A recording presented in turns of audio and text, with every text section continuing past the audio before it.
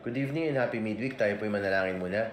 Dear Heavenly Father, kami po'y nagpapasalamat ngayong gabi sapagkat nandito muli kami para mag-gather at pag-usapan at makinig sa inyong salita. Naway sumama po ang mga banal na anghel sa aming awitan para kayo purihin. Salamat po sa pangalan po ng Panginoong Jesucristo. Amen. Amen. Ang una po nating aawitin ay Baptize Us Anew.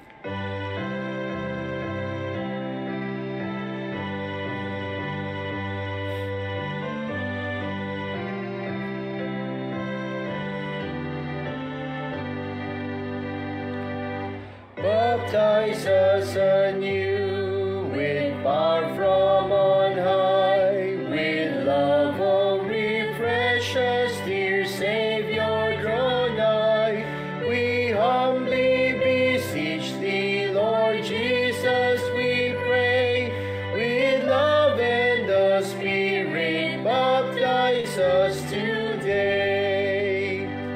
Unworthy we cry, unholy, unclean, oh wash us and cleanse us from sin's guilty stain.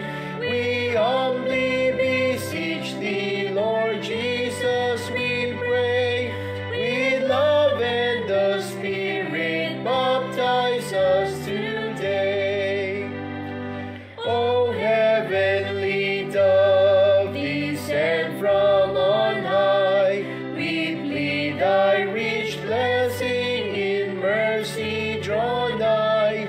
We humbly beseech thee, Lord Jesus, we pray, with love and the Spirit, baptize us today. Oh, list the glad voice, from heaven it came, thou art my beloved, will please this I am. We praise thee, we bless thee, dear Lamb that was slain. We laud and adore thee, amen and amen. For our opening song, let us sing, Oh Let Me Walk With Thee.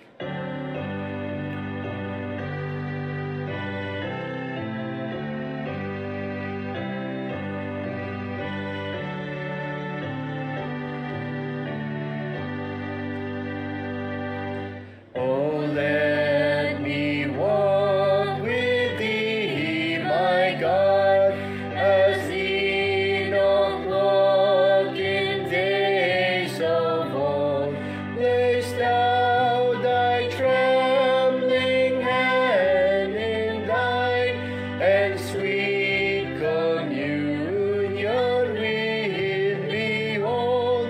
And thou the path I may not see, yet Jesus let me walk with thee. I cannot, dare not walk alone. The tempest rages in the sky. 1,000 foes beset my feet. 1,000 foes are lurking nigh. Still thou the raging of the sea. O Master, let me walk with thee. If I may rest my hand in thine, I'll count the joys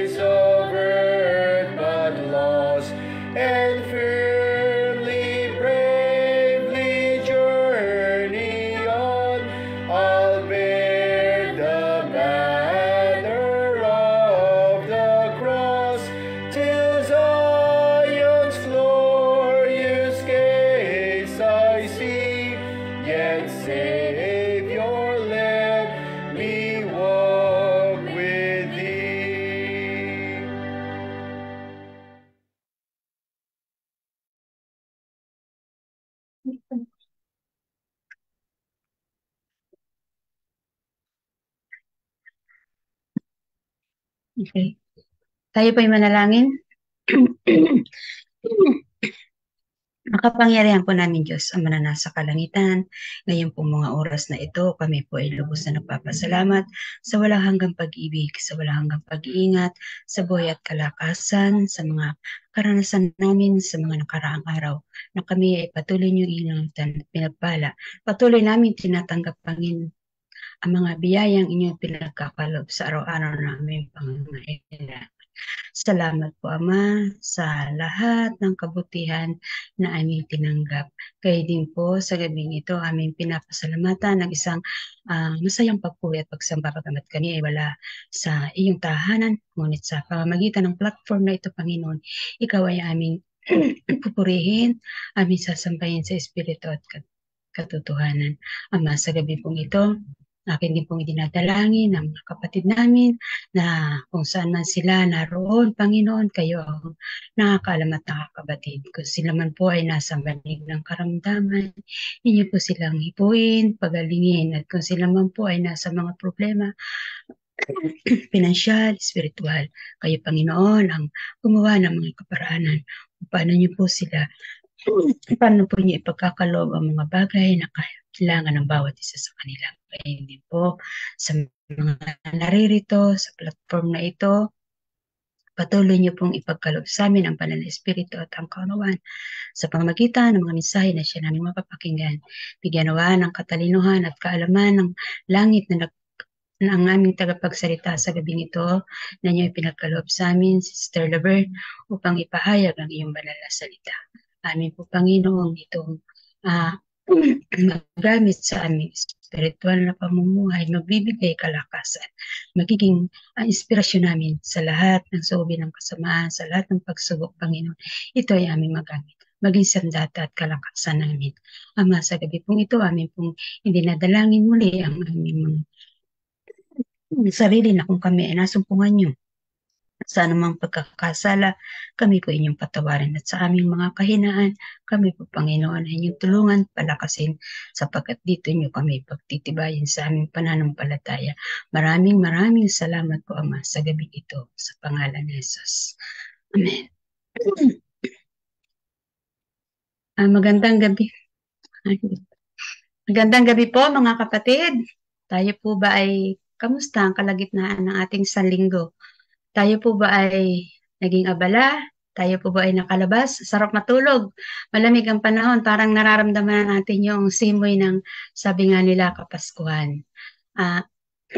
Sa gabi pong ito, ating pong purihin ang Panginoon sapagkat tayo ay mayroon namang pagkakataon upang purihin siya at sambahin sa Espiritu at katotohanan. Medyo inaatake po ako ng ubo ngayon. Kala ko tapos na. Hindi pa pala.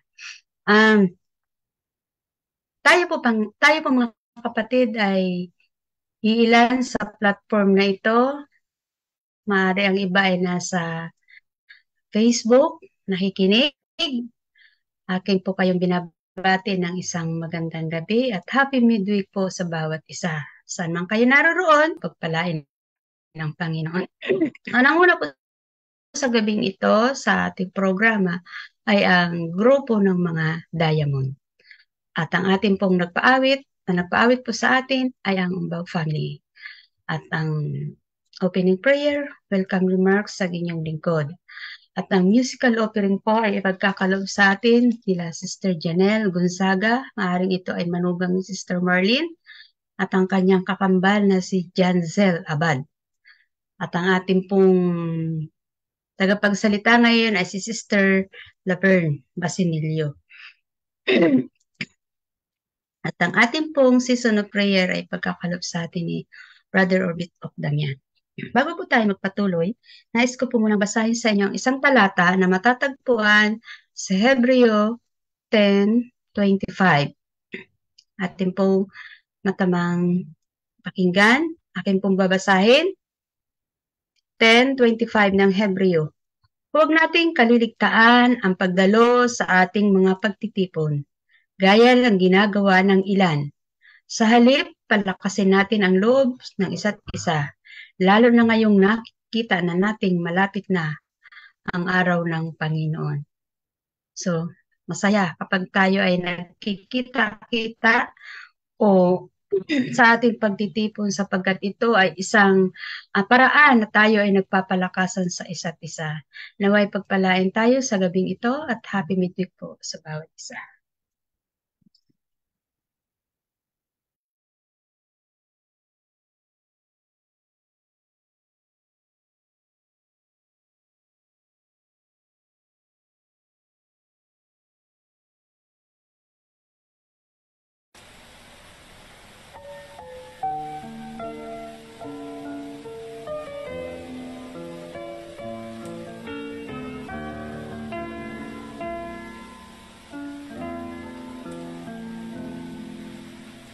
Looking back, I can see your fingerprints upon my life, always seeking my best.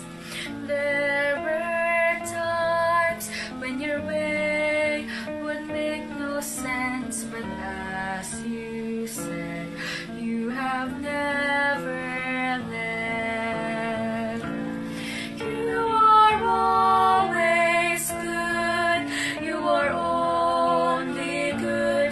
You are always good to me. Though my eyes can't see, and my heart believe, you are always only good.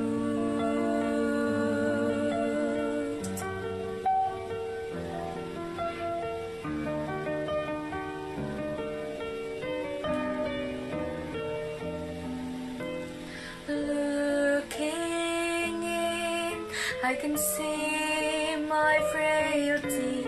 My sin is great, and my strength is so small. Still you stay, and your mercy shelters me.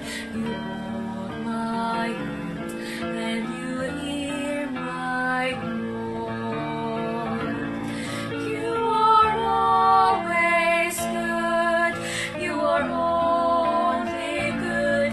You are always good to me.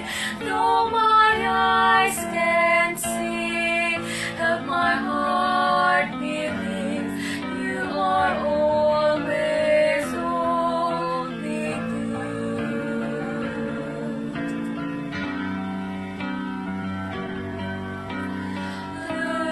Looking up, I can see your sympathy. I doubt myself, but unsure of your love. Lavish grace was poured out at Calvary, securing me for our home above. You are always good. You are only good. You are always good to me. Though my eyes can't see, and my heart believe, you are always only good. You are always only good. You are always only good.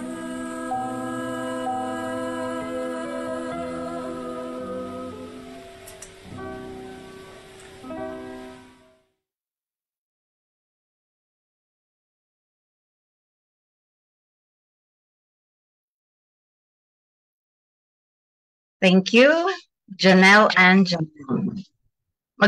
Magkamba, Jancel ba yun? Magkambal po kasi yun. Yung isa doon, hulaan niyo po, sino kaya doon yung, hindi niyo pala kilala, no? Yung anak po ni Sister Marlene, asawa po niya yung isa doon. Yung anak niya na lalaki. Nagsimba na ba si Remnant yun? Si Mar? Hindi pa yata. So, yung isa po doon, pinapahulaan po sa akin ni Ninang Marlene kanina, kung alin daw yung doon yung asawa ni Mar. Sabi ko, yung naka-blue. Ayan, tama pala ako doon. Magandang gabi po mga kapatid. Green ba yun? Blue? Blue daw yun. Okay. Kumusta po kayo? Ate, Saan po kayo galing ngayong araw nga ito? bye. Parang wala akong kausap. Okay. Yan. Sagay nga. Pwede po tayo masyadong serious ngayon kasi this is midweek worship. Hindi naman pa siya divine worship na speaker lang po ang nagsasalita. Gusto ko po mag-participate tayo. Kasi hindi po ako nag-prepare ng sermon dahil hindi po ako magaling sa sermon. Ang isi-share ko lang po ngayong gabi is testimony. Kung paano yung mga estudyante nagtatanong tungkol sa ating paniniwala sa Panginoon. I-share ko po. Share. Ayan. Saan na siya?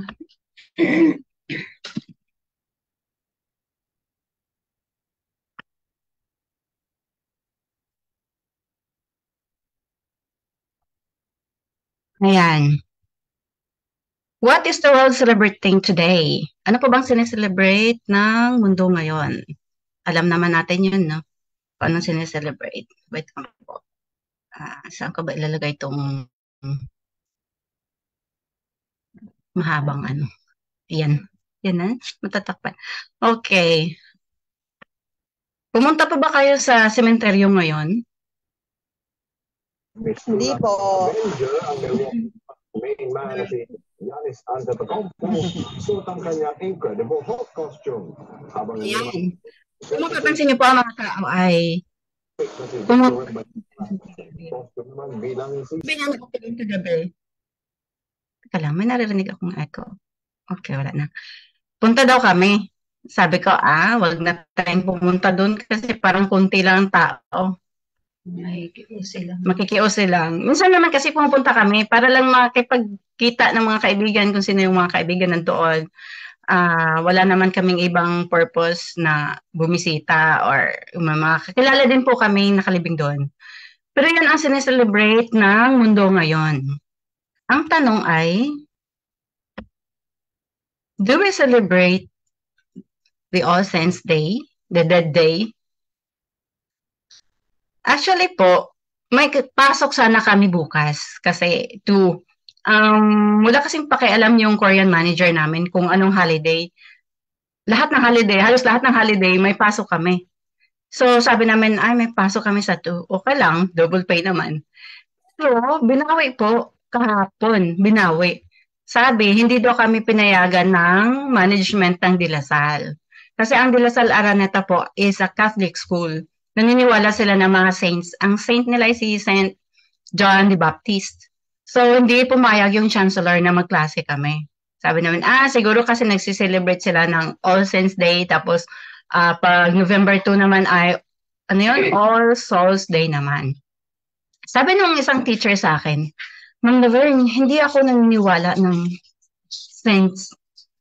Pero siya ay Catholic. Sabi ko, talaga po? Bakit hindi kayo naniniwala? Sabi niya, kasi, imagine mo naman, yung mga saints na yan sinasamba tapos pinapahid-pahiran yung kamay, yung paa nila ng panyo para daw gumaling. Pero, alam ba natin yun na saints talaga sila? Alam ba natin yun na mabubuti talaga sila? Di ba hindi? Sabi niya, alam mo, pasensya na ha, Catholic ako pero hindi lahat ng aral ng Catholic ay pinaniniwalaan ko. Katulad na lang yan, nagsisimba sa Ribolto. Di ba kahoy naman yun? Siya po yung nagsasabi sa akin, nakikinig lang po ako. Sabi ko, oo nga po, kahoy nga po yun. Sabi niya, ba't naman sinasamba yun? Hindi naman nakakarinig yun, hindi naman nakikita yun. Pero sabi niya, pero alam mo kasi bilang Katolik, sumusunod na lang ako eh. So marami po pala sa mga Katolik na sumusunod lang sila dahil nakagisnan na nila or dahil tradisyon na nila sa pamilya nila na gawin yung mga bagay-bagay na yun. So sabi niya, kaya siguro wala tayong pasok sa 2. Kasi nga, Catholic school to. So gusto nila tayo din mag-celebrate. Sabi ko, siguro po, or gusto lang nila na lahat ng workers nila, bigyan nila ng time para pumunta sa kanilang mga pamilya. Kasi po pag pumapasok kami, mayroon din pong mga guards eh. So parang kawawa naman yung ibang mga Catholic or mga devoted na Catholic na hindi sila makapag-celebrate dahil lang sa amin.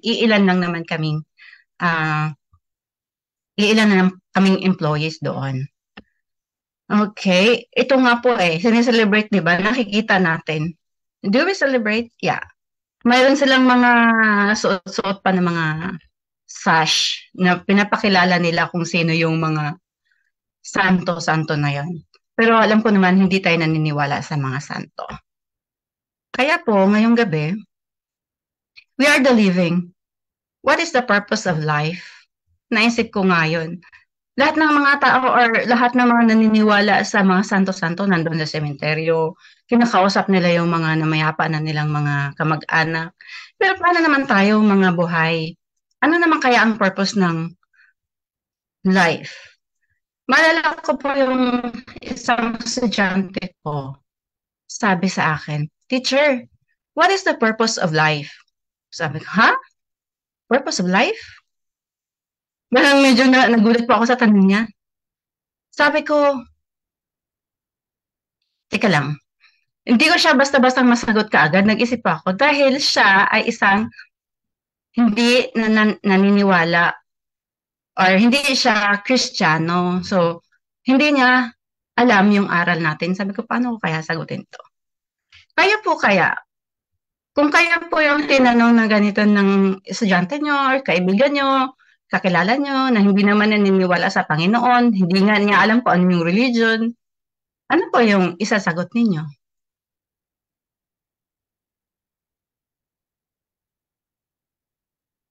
Mr. Anching? Let's have sharing po. Kung kaya po yung tinanong nito na, Sister Anching, ano po ang purpose ng buhay?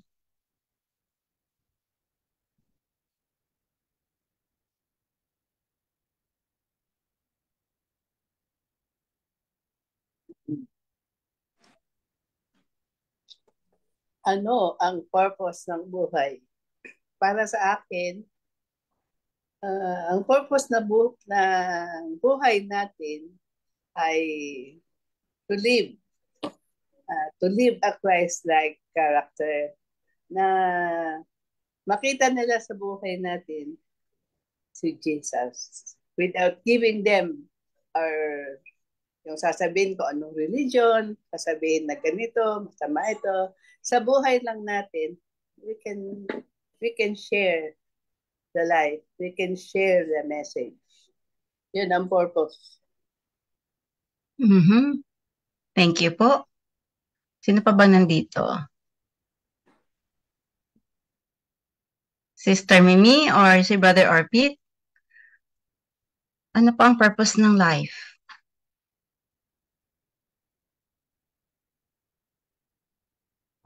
Para sa akin, ang purpose ng life is to worship, to worship our Creator, to spread the love that Christ showed us para makilala nila na merong Diyos na dapat natin sambahin. Sister Dean? Para sa'yo, ano po yung purpose ng life? Yung sinabi sa akin may tanong pa. Thank you for that wonderful question. Ang purpose ng buhay ay life. Laging italaga ang buhay sa Panginoon sapagkat tayo ay merong lahat gusto nating maranasan eh. Kumpleto ang buhay kapag merong kasayahan, kalungkutan, merong spiritual life, merong social life. Yun ang buhay. You? Mayroon pa po bang gustong magsalita? Mag-share kung anong purpose ng life?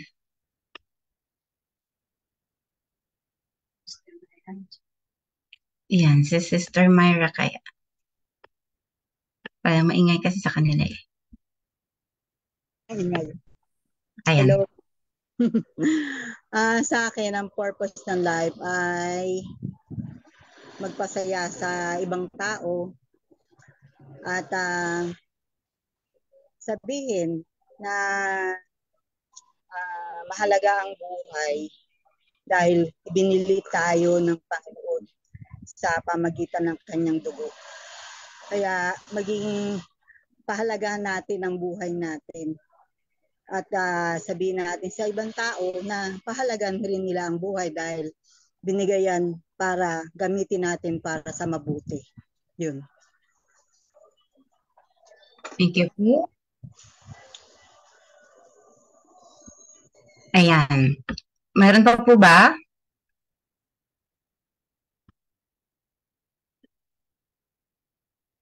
Tama po yung mga sagot niyo mga kapatid. Purpose of life is to worship God, magpasaya tayo, at gawin natin kung ano yung karapat-dapat na gawin. Ngunit sa isang estudyante na hindi niya alam ang Panginoon, madali nating sabihin, to worship God, pero hindi niya alam kung ano yung God. Sino si God? Although itong student na to ay kung saan-saan na siya galing na bansa. Pumunta siyang Thailand, alam niya na naniniwala sila or sumasamba sila sa Buddha. Alam niya yung Muslim, pero yung sa Panginoon hindi niya masyadong kilala. So, sabi ko sa kanya, ito yung topic natin ngayon. Bago kong sagutin yung tanong na to. The purpose of life. Ito yung naisip kong ititle sa pag-uusapan natin ngayong gabi. I have 3 WH para matanong ang purpose ng life at ito na rin po ang sinabi ko sa kanya. Meron kaming 50 minutes para magklase pero hindi ko pwedeng ubusin yung 50 minutes sa isang katanungan lang niya. Kasi ang subject namin is vocabulary. Nasabi ko, paano ko kaya paliwanag sa kanya yung tanong niya within 10 minutes, kahit 10 minutes o 15 minutes lang. Kasi parang interesado talaga siya. So, ang sabi ko sa kanya, alam mo, purpose of life for me, magtrabaho, kumita, magturo sa mga estudyante ko, yun, mag-asawa, or magkaroon ng maraming pera, sabi ko. Sabi niya, teacher, what does your Bible say about it? Sabi ko, oh, about Bible? Sabi ko, ano kayang sasagot ko sa kanya? Kasi interesado pala siya kung ano daw sabi ng Bible. Kasi before that, nag-uusap na kami about religion, kung ano yung mga, bakit hindi ako kumakain ng pork, bakit, anong ginagawa ko kapag Sabado. So medyo alam na niya yun. Nagulat ako, sabi niya, what does your Bible say about it? Sabi ko, hindi pa naman ako converse sa Bible. Paano ko kaya siya sasagutin? So sabi ko sa kanya, ikaw, anong purpose ng buhay mo? So, bago yon, naisipan ko, tatlong WH. Number 1 is, who are you? Number 2, why are you here? And number 3, where are you going? So, sabi ko sa kanya, who are you? Sabi ng teacher, I am Tracy. I'm from Vietnam. Sabi ko, alam mo naman na naglo-law siya. Pero ayaw niya maging lawyer kasi nag-change na siya ng kanyang preference. So sabi ko, aside from that, wala ka nang masabi kung who are you? Sabi ng teacher, ang alam ko na pinanggalingan ko, na pinaniniwalaan ko, ay galing sa ito. Galing daw po siya sa tiny organisms na nagiging uod, na nagiging unggoy, na nagiging tao. Really? Sabi ko. For me, kinumpara ko naman yung sagot niya. Kasi ayaw mong tanggapin yung sagot ko sa'yo about purpose of life. So ito sasabihin ko sa'yo. I believe that God created me. According to Genesis 1:27, God created man in His own image. In God's image, He created him, male and female. He created them. I believe that. Then, sabi ko sa kanya, paano ginawa ng Panginoon ang tao, kumuha siya ng lupa at finorm niya at hinipan niya. Pero mga kapatid, napaka-short lang po talaga ng explanation to. 10 minutes lang po talaga. Sabi ko, alam mo, yung pinaniwalaan mo na yung unggoy ay nagiging tao. Have you been to a zoo recently? Nakakita ka ba doon ng monkey? Sabi niya po, yes teacher. And then what happened to that monkey? Nagiging tao ba yun? Sabi niya, hindi naman. So, how can you believe na yung tao ay galing sa monkey? Kung yung mga monkeys hindi naman pala nagiging tao. Sabi niya, ay, oo nga po.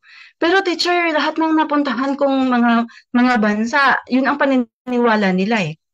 Then sabi ko sa kanya, may mababasa ka ba na yan ang nangyari or yan ang pinagmulan ng tao?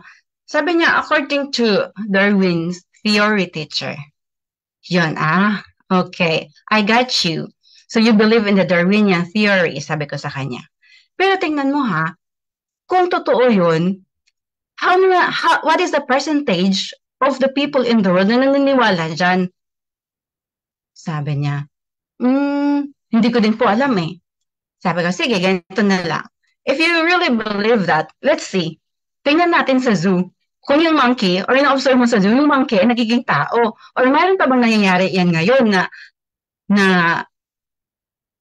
yung unggoy ay nagiging tao na na-witness mo talaga? Sabi niya, wala.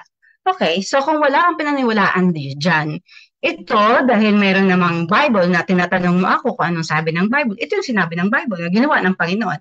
Ngayon, do you believe in God? Sabi niya, hindi. So, ang masasabi ko lang sa'yo, if you don't believe in God and I believe in God, I don't see God, pero naniniwala ako dahil sa faith. So sabi ko, ang hirap ipaliwanag kasi malawak po itong topic na to eh. So sabi ko, okay, let's move to the second point. Nasa sa'yo na yan kung tatanggapin mo o hindi. Sabi ko, next question ko sa'yo is, why are you here? Sabi ko ganun. Sabi niya, teacher, I'm here to study. Sabi ko, oh, you're here to study, right? So hindi ba purpose ng life mo yan? Di ba purpose na mag-study ka, tapos matuto ka, tapos pagkatapos nun, gagawin mo? Sabi niya, hindi ko nga po alam kung anong gagawin ko eh. I don't know if I'm going to other country to teach or to what. Wala po daw talaga siyang plano kasi nga po, lawyer siya. Tapos ayaw na niya yung, kasi siya, lawyer siya na ang kanyang specification is business. So parang ayaw na niya. Magte-take na sana siya ng board pero hindi na daw niya tuloy. Kasi nga po, hindi niya alam kung anong gagawin niya sa buhay niya. So sabi ko, yung pagpunta mo dito para mag-aral ka, it's one of the purpose. Pero sabi niya, ano pa pong sabi sa Bible? Sabi ko, sa akin naman, why am I here? Sabi ko, to praise God. As a human being, I praise God. Because according to Psalms 100 verse 2, serve the Lord with gladness, come into His presence with singing. Kaya nga diba, sabi ko sa'yo, tuwing Sabado pumunta kami sa church. Sabi niya, anong ginagawa niyo po sa church? Sabi ko, nag-worship. Paano daw mag-worship? So sabi ko, kumakanta kami, may mga singing group na nasa harapan, kumakanta, tapos may nagsisermon, tapos nagpe-pray kami. Sabi niya, ganun palang ginagawa ng worship. Sabi ko, every Saturday, yun ang ginagawa namin. And then not only that, pupunta din kami sa church or nag-online meeting kami during midweek and then Friday. And then, aside from that, sabi ko sa kanya, according to Matthew 28:19, go ye therefore and teach all nations, baptizing them in the name of the Father and of the Son and of the Holy Spirit. Sabi ko, hindi lang kami nakikinig, pero mayroon din kaming gawain. Kaya kami nandito sa mundo. Ang gawain naman is to preach, to teach all nation kung ano yung paniniwala namin, kung ano yung natutunan namin, i-share din namin yun. Sabi niya, ay, ganun pala yun. Sabi ko, ba't hindi ka sumama sa akin sa church para makikita mo kung anong ginagawa namin? So sabi niya, sige, one day daw po. Itong student na to is a student manager. Parang may scholarship lang siya na in-offer ng center. para mag-aral siya for free, 4 hours, and then 4 hours niya, kailangan niyang mag-work as a student manager. In charge siya sa mga students, kung ano yung mga problema ng students sa kanya po. So sabi niya, magsisimba daw siya kapag may time siya. So yun ang sabi ko sa kanya, to share, to teach. Kaya nga sabi ko, katulad ngayon, I'm sharing to you my belief kahit na in a short time. So, ang pangatlo pong sinabi ko sa kanya is, where are you going? Sabi ko, pagkatapos dito na matuto ka na ng English, ano namang sunod na gagawin mo? Sabi niya, siguro babalik ako sa amin tapos mag-aral ako ulit ng ibang language. Mag-aral na po siya ng Chinese. Kasi daw po yung Chinese ay, actually ang Chinese po ay widely spoken na po siya. Parang natalo na nga yung English sa Chinese. Pero sabi niya, teacher, hindi ko pa din talaga alam. Maliban doon sa mag-aral ko ng Chinese, hindi ko pa rin talaga alam kung anong mangyayari sa akin. Sabi ko, okay, mayroon akong sagot sa'yo. Where am I going? Sabi ko. Lahat tayo ay pupunta dyan. Sabi ko. Lahat ng tao ay mamamatay. Yun ang final natin. Sabi niya, teacher, alam mo, gusto ko kapag ako namatay, pag na-incarnate ako, gusto ko maging ibon. Ibon? Bakit naman ibon? Sabi niya, kasi para makikita ko lahat. Nasa taas ako, makikita ko lahat kung ano yung mga nangyayari sa paligid. Sabi ko, so naniniwala ka rin ng incarnation? Sabi niya, sa amin kasi, sa Vietnam, naniniwala kami na pagkatapos mo mamatay, magiging, kung ano gusto mo, magiging ibon ka. Tapos teacher, pag namatay ako ulit, gusto ko magiging aso naman. Bakit naman aso? Kasi kinakadal daw, yung hinahag daw yung aso as pet. Sabi ko, ako kasi hindi Kasi according to the Bible, Hebrews 9:27, and as it is appointed for man to die once, after that comes judgment. Sabi ko, isang beses lang mamamatay ang tao Pag namatay ka, nandun ka na sa sementeryo. Nakahinay ka nandun, or yung katawan mo, dahil di ba kanina nakita mo na norm ng Panginoon yung dust, tapos hinipa niya, tapos nagiging tao. So pag namatay tayo, babalik din tayo doon kung saan tayo nanggaling. Sabi niya, ay, ganun pala yun, teacher. Sabi ko, oo, ganun yun. And then, hindi lang yan. Sabi ko, in a short, sabi ko, pagbalik kasi ng Panginoon, bubuhayin lahat na nangamatay, tapos haharap tayo sa judgment. Ngayon, kapag mabuti ang nagawa natin, tayo ay mapunta sa langit. So, mga kapatid, marami akong mga experiences na mga katanungan ng mga estudyante na in a short time lang ipaliwanag sa kanila.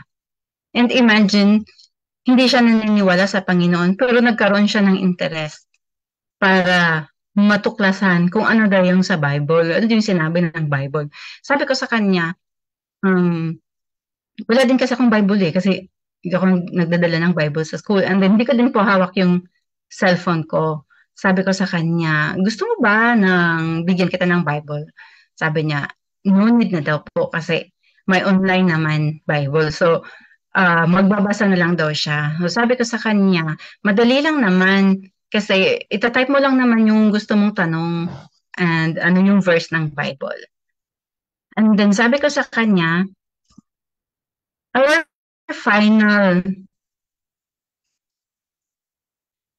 purpose of life, sa akin, ang purpose ko talaga sa buhay ko, pinaka-final pagkatapos kung magawa yun, pumunta sa langit, sabi ko. Kasi, that is what most Christians believe, na isang araw, pupunta tayo sa langit lahat. Sabi ko sa kanya, John 14:3, and if I go and prepare a place for you, I will come again and take you with me, that where I am, there you also will be. Sabi ko. Sabi ng Panginoon na nagpe-prepare siya ngayon ng lugar para sa atin. And then, di ba, pagkatapos na judge tayo, kung tayo ay mabuti, pupunta tayo sa langit kung saan makasama natin siya. Ngunit naman, kapag tayo naman ay masama, mayroon din kalalagyan doon din sa impyerno. So, yun ang purpose ng buhay. Sabi ko sa kanya. Kaya nga po, in summary, what is the purpose of life? 1, know your origin. Para sa atin, madali lang pong sabihin, si Jesus yung gumawa sa atin dahil Kristiyano po tayo. Pero sa mga atheists o sa mga hindi naniniwala po, hindi po nila alam kung paano sila nag-exist, kung saan sila galing. Sabi nga niya, galing lang ako sa mama ko, teacher. Sabi naman ng isang student ko, basta, pinanganak lang naman ako eh. Hindi ko na kailangan alamin kung ano yung origin ko. Kasi nga po, hanggang doon lang sila eh. Yun lang po yung understanding nila. Pero for us, kapag na-meet natin yung ganung tao, kailangan din po natin ipaliwanag sa kanila na hindi naman sila ma-hurt. Kasi mahirap po kasi yung makipagdebate. So, ang purpose ko po, hindi ako makapagdebate, but makashare lang. And then, sila din, mag-share din po sila. So, know your origin. So, our origin, we are created by God. Number 2 is know your existence. Bakit tayo nandito ngayon pagkatapos tayong create? To give glory to God. Sabi ko nga sa student ko, di ba, nagbibigay ka rin sa akin ng minsan chocolate, minsan noodles. Kasi, na-acknowledge mo yung ginawa ko sa'yo, yung turo ko sa'yo, naintindihan mo, you learn something from me, so you give acknowledgement. So, ganun din po ang sa atin. Sabi ko sa kanya, ganun din po yung belief naman as Adventist or as Christian, na we give glory to our Creator. Kasi siya din yung gumawa sa atin. I believe na siya yung gumawa sa akin. So I give glory to Him na nag-worship ako. And then, pangatlo po is know your destination. Alamin po natin kung saan tayo. Hanggang dito lang ba tayo sa mundo? Hanggang dito lang ba tayo o mayroon tayong papuntahan? Para sa atin, madali lang din yun kasi aralan natin yun eh. Bata pa lang tayo, alam na natin yung langit, yung impyerno, alam na natin. Pero para sa kanila po, hindi. So, yun ang sinabi ko sa kanya.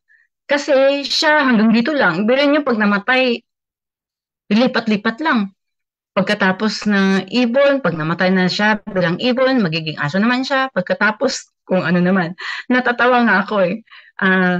Lively naman yung aming conversation, di naman siya ganun ka-serious. So, tinatawanan ko siya, tumatawa din siya. Sabi ko, alam mo ba yung ibon ay kapag nahuli ka ng tao, ikukulong ka.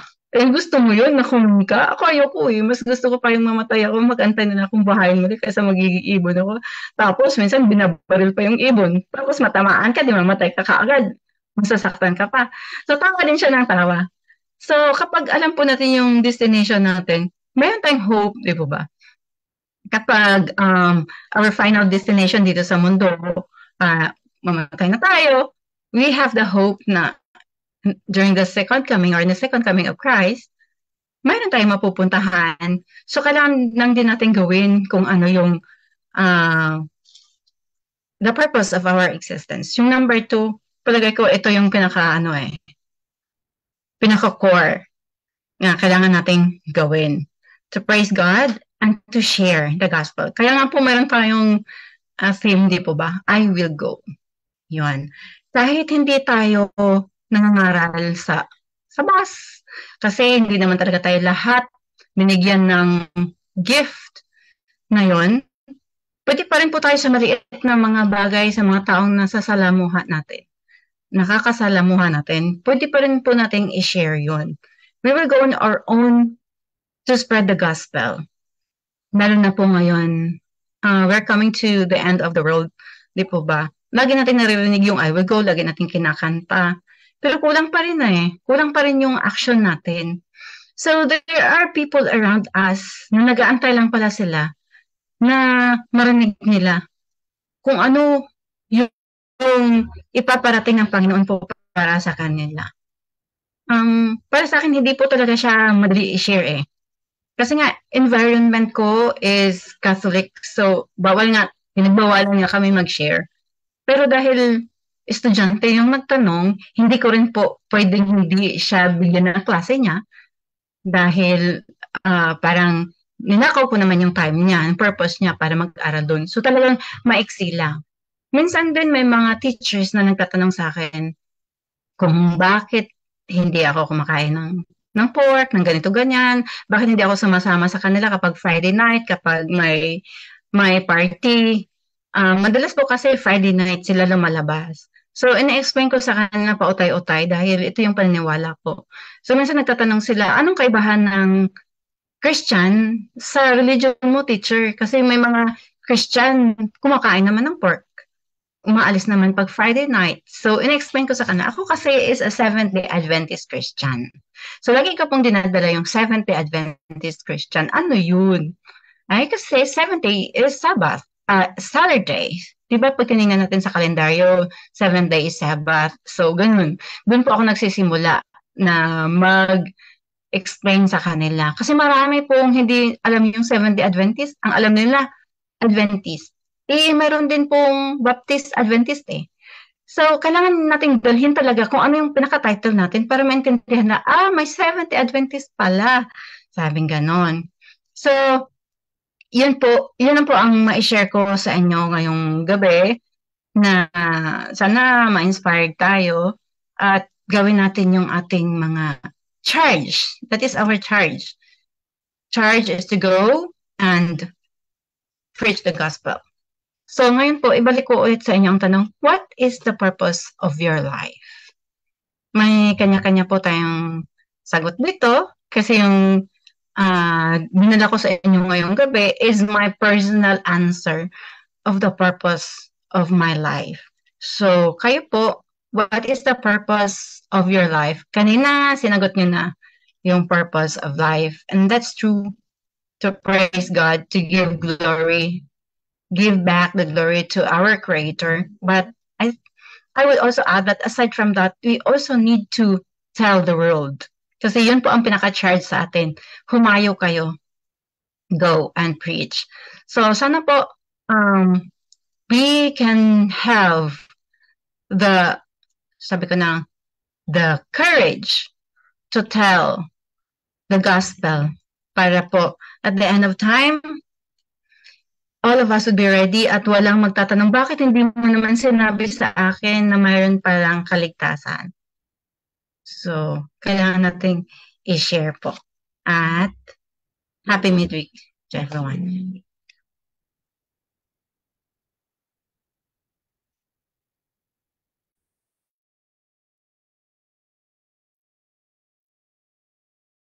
Tayo po ngayon ay dadako na sa ating season of prayers. Meron po tayo mga prayer request sa ating chat group. Kung wala na po tayo additional prayer request, tayo po ngayon ay luluhod sa panalangin.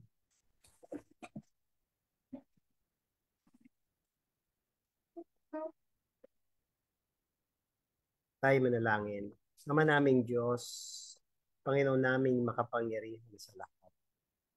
Habang ang nakakarami mga tao sa panahon ngayon ay ginugunita ang isang araw na hindi naman ito na isusulat sa inyong mga salita. Ngunit marami sa kanila, Panginoon, ang nadadaya ng kaawan ay marami pa rin sa amin, Panginoon, na bilang mga Kristiyano ay minsan nagagaya rin sa kanilang mga kaugalian. Panginoon, ito po ay isang napakalaking hamon sa bawat isa sa amin na matapos namin marinig ang mensahe sa gabing ito ni Sister Laverne ay hamon sa amin para mag-share ng aming natututunan sa aming napapag-aralan, sa aming mga nababasa sa inyong salita ng kalagayan ng mga patay ay natatapos sa oras na bumalik sa inyo ang hininga. Kami, Panginoon, ay nagpapasalamat sapagkat ang mga kaalaman na ito ay hindi ninyo tinago sa amin. kung hindi ito ay malinaw na inyong ipinapaalam sa amin sa pamagitan ng pag-aaral ng inyong salita na ang buhay ay matitikman ng bawat isa at ito ay mawawala pagdating ng araw na yon na kami ay mamahinga. Panginoon, habang kami ay nabubuhay, habang kami ay mayroong panghilinga, naway maging ugali ng bawat isa sa amin, na maging purpose namin sa buhay. Na kami ay mag-share ng blessing, both ito ay mga knowledge na aming natututunan, na ma-impart namin ito sa mga tao na hindi pa kayo nakikita. Kaya Panginoon, sana sa patuloy naming pag-aaral, mapatuloy naming pakikinig ng inyong mga salita, naway ito ang magbigay sa amin ng lakas ng loob para kami ay makisangkot sa gawain na i-share ang inyong mabuting balita.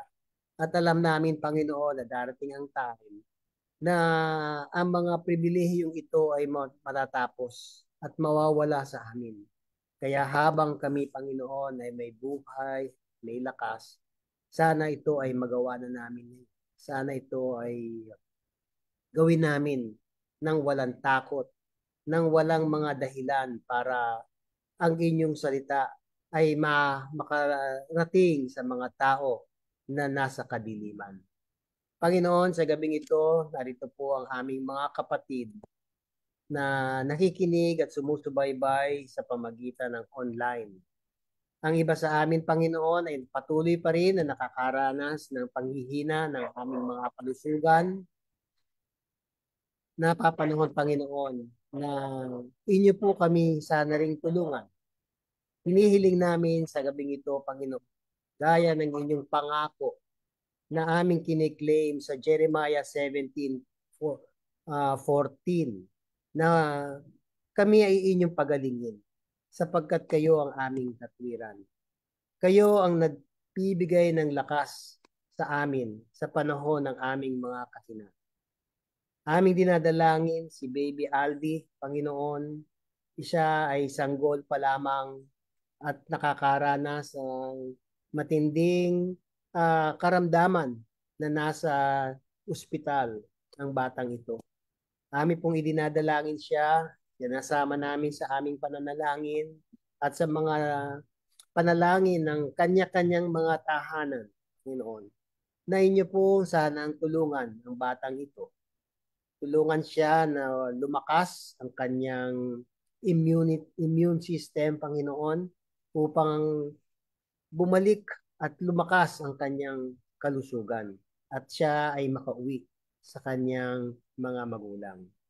Gayun din, dinadalangin din po namin ang aming mga bagong halal, mga leaders ng aming iglesia ng PUC Remnant Church, na sa panibagong taon, Panginoon, ay sasabak para maglingkod sa kapatiran ng Remnant Church. Panginoon, ang iba sa amin ay mga baguhan. Marami din sa amin, Panginoon, ang nakakarami ay mga dati na rin naglingkod. Patuloy po, Panginoon, namin kiniklaim din ang inyong pangako sa Isaiah 41:10 na kami ay inyong tutulungan. Kami ay uphold ng inyong righteous right hand, Panginoon, ang mga leaders na ito. Upang sa ganon, Panginoon, ang iglesia ng PUC Remnant Church ay patuloy na sumulong, lumago, at magkaroon ng pagkakaisa sa gawain na we will go. Panginoon, tulungan po ang bawat isa na magkaroon ng unity. Mawala sa amin nawa, Panginoon, ang kanya-kanya, ang inggitan, ang samaan ng loob, at kung ano man, Panginoon, ang dahilan ng division para ang mga gawain at ang mga goals ng aming church ay matupad, Panginoon. Ito nawa, kayo ang maging example namin at kayo lamang ang aming titignan. Panginoon, patuloy po namin dinadalangin ang mga pagpupulong na ito ng aming iglesia Pagpalain ang aming mga kapatiran na sa iba't ibang mga lugar sa mga oras na ito. Pagpalain sila, Panginoon, at patuloy na manatili kaming tapat sa inyo. At huwag kaming madaya ng kaaway, sapagkat sa panahong ito, Panginoon, iba't ibang mga dahilan ang aming minsan sinasabi para kami ay hindi masangkot sa gawain. Tulungan kami, Panginoon, at huwag kami magatubili na patuloy na makisangkot sa malaking gawain, sapagkat alam namin, Panginoon, ang panahon na aming kinalalagyan sa mga oras na ito ay hindi na ito magtatagal pa. Kaya sana po, Panginoon, damhin namin at dalhin namin sa aming mga puso ng inyong malapit na pagbabalik upang sa ganon, Panginoon, ang bawat isa sa amin ay makauwi na sa langit na bayan na inyong inihanda. Maraming salamat, Panginoon, sa mga panalangin ito na patuloy naming nabibigkas, sapagkat alam namin na meron kaming Panginoong Diyos na nakikinig at sumasagot at pagkakaloob ang aming mga panalangin, sapagkat hinihiling namin ito. Kalakip ang kapatawaran ng lahat ng aming mga pagkakasala sa pangalan ng aming Panginoon. Amen.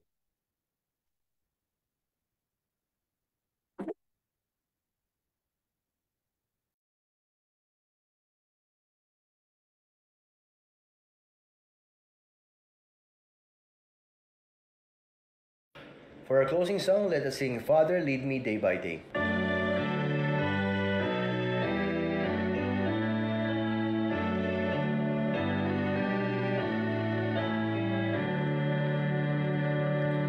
Father, lead me day by day, ever in thine own sweet way.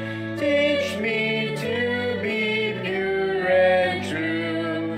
Show me what I ought to do. When in danger, make me brave. Make me know that thou canst save. Keep me safe by thy dear side. Let me in thy love abide. When I'm tempted to do wrong, make me steadfast, wise and strong. And when all alone I stand, shield me with thy mighty hand. May I do the good I know, be thy loving child below, then at last go home to thee, evermore thy child to be.